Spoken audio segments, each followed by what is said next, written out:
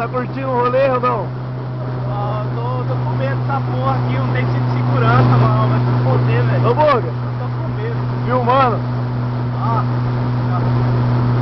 que idiota que história da fruta. Pra quem não conhece, é a ponte que cruza o estado de Mato Grosso, São Paulo e logo atrás da Minas Gerais. Coisa linda. Vou fazer uma pesca de tucunaré lá. Eu, meu amigo, pesca em companhia.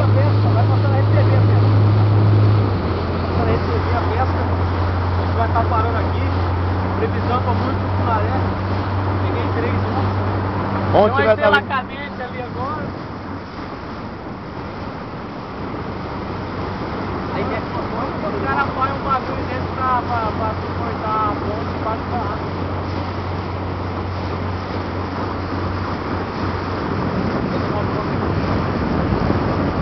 De longe parece que tá pequenininho. Quero subir lá pra você tirar uma foto de cima.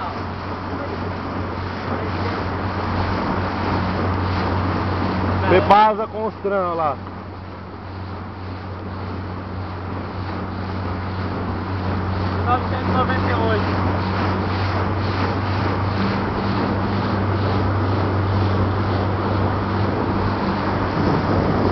Já dá pra ver o lado do Mato Grosso do Sul e lá o lado de Minas Gerais.